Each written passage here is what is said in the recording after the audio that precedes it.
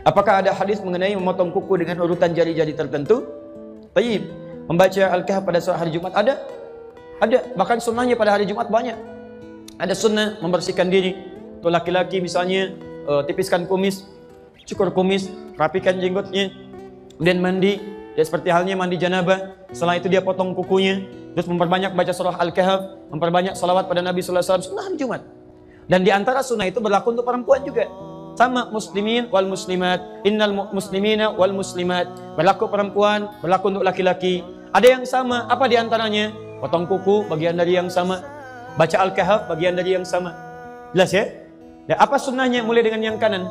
Jadi mulai dengan yang kanan, potong yang kanan. Setelah yang kanan selesai, pindah ke kirinya. Ya, dari tangan kemudian pindah ke kaki. Ya, kepala, pundak, lutut, kaki. Yang dimaksud membaca surat Al-Kahf, membaca itu punya dua makna di bahasa Arab. Satu sekedar baca, kedua dipahami. Tapi kalau ada redaksi hadis meminta membaca, itu umumnya memahami, pahami. Kalau sekedar baca saja, berarti untuk menunjuk pahalanya saja. Tapi dorongan untuk membaca sebetulnya tujuannya memahami. Ibu kan baca sesuatu supaya bisa paham isinya kan? Silakan ibu cek, ibu belajar sesuatu, kalau nggak paham, ibu nggak akan baca. Ya ibu itu membaca supaya paham isinya. Memang cuma Quran yang unik, Quran itu unik. Kebanyakan yang baca itu umumnya tidak paham yang dibaca. Tapi jangan salah orientasi, baca itu untuk paham. Kalau ibu sekadar baca, pahalanya banyak. Satu hurufnya itu 10 kebaikan. Dalilnya At-Tirmidzi nomor hadis 2910. Man qara'a harfan min kitabillah falahu asyru hasanat. Siapa yang bisa baca satu huruf dari kitabullah, satu huruf, dia dapat 10 kebaikan setiap hurufnya. Dan hampir tidak ada orang Islam baca Quran cuma satu huruf. Gak ada. Nun 10. Sudah dulu. Gak ada. Silahkan cek. Bismillahirrahmanirrahim 19 huruf. Al-Kahf berapa ayat? 110 ayat. Berapa huruf? Silahkan hitung. Jadi kalau ibu sampai Jumat ini merasa banyak pahalanya, silahkan kalau nggak mau baca Quran. Tapi kalau ibu merasa banyak dosanya, ayo setidaknya banyak-banyak baca Quran. Mudah-mudahan tertutup dengan itu, dengan pahala-pahala kemuliaan. Ayo, siapa yang tidak punya dosa boleh angkat tangan? Boleh silakan. Yang sedikit, yang banyak, lah saking banyaknya nggak bisa ngangkat kan? Ya sama dengan saya, kalau merasa banyak dosanya, belum siap surganya, perbanyak amalan. Cari amalan cerdas. Apa amalan cerdas itu? Satu, amalan yang pahalanya bisa mengalir sampai kita meninggal dunia. Disebut dengan sedekah jariyah. Ibu punya uang 50.000, bagaimana caranya 50.000 awet sampai ke akhirat? Caranya, misal, cari amalan cerdas, belikan mushaf, kasih ke penghafal Quran. Begitu dia bacakan, setiap dia baca, ibu dapat pahalanya. Amalan cerdas kedua, cari yang amalan ketika dikerjakan, pahala lebih banyak dari biasanya. Kalau ibu mengerjakan amalan biasa, itu pahalanya 10. 10, ibu singkirkan misalnya, maaf ya, ada duri di jalan. Duri itu penghambat, kulit pisang ibu singkirkan, dapat 10 kebaikan. Tapi baca Quran, satu hurufnya 10, satu hurufnya. Maka cari amalan-amalan yang pahalanya sekiranya melimpah. Nah maaf, membaca untuk memahami isinya. Kalau ibu paham, itu lebih dahsyat lagi. Lebih dahsyat lagi, pahala semakin banyak lagi.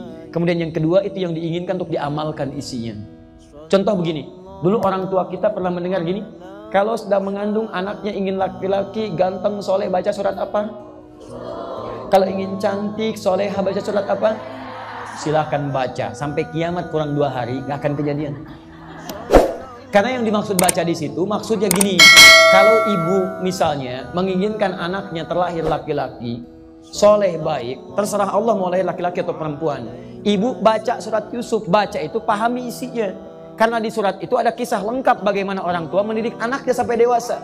Karirnya bagus, dengan teman-temannya bagus. Nah, saat anaknya lahir, begitu keluar lahir laki-laki misalnya, praktekkan makna ayat tadi. Praktekkan suratnya dalam pendidikan. Bukan cuma dibaca, keluar anak tidak dididik. Gak akan jadi. Silahkan buktikan. Sampai kiamat kurang 2 hari gak akan kejadian. Sehari lagi buat tobat. Apa hukumnya bagi orang yang tak sholat Jumat tapi dia masih mengerjakan sholat zuhur seperti hari biasanya? Sahkah sholatnya? Man tarakal Jum'ata, siapa yang meninggalkan sholat Jumat salasa maratin tahawunan, tanpa ada uzur syar'i, disengajanya. Taba'allahu ala qalbi, Allah mengunci pintu hatinya. Hukuman yang diberikan Allah terkunci pintu hati. Khatamallahu ala qulubihim wa ala sam'ihim wa ala absarihim. Hati terkunci, telinga tersumbat, mata tertutup. Summum bukmun umyum fahum la yaqilun. Kenapa? Gara-gara menyepelekan sholat Jumat. Cepat-cepat datang. Besok hari Jumat, cepat datang. Ini saya tengok anak-anak muda di luar masjid sambil merokok. Kalian kenapa tak masuk? Masih ikut bahasan. La ilaha illallah.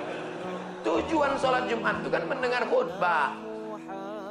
Tujuan sholat Jumat itu mendengar khutbah, bukan cuma 2 rakaat itu. Cepat datang masuk ke dalam. Alhamdulillah Pak Ustaz, saya selama khutbah tadi saya masuk di dalam, tak ada saya ngomong sepatah pun. Kenapa? Itu tidur. Begitu khotib, innallaha ya'muru bil adli wal ihsan. Cepat kali katanya. Besok cepat datang, jam 12 sudah datang, buka Quran, baca surat Al-Kahfi. Man qara'a surat Al-Kahfi yaumal Jumu'ah. Siapa yang baca surat Al-Kahfi hari Jumat, petang Jumat, Adha'alahu min nur. Allah berikan dia cahaya, pencerahan, the likeness ma bainal jumu'ataini, sampai Jumat yang akan datang. Kenapa kita bisa menengok ada orang, ada bapak, ada ibu, ada tiang, bisa kita bedakan mana muda, mana tua? Karena ada cahaya. Cahaya itulah yang diberikan Allah. Baca surat Al-Kahfi.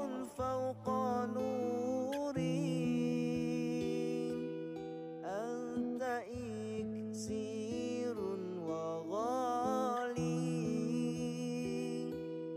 أنت مصباح الصدور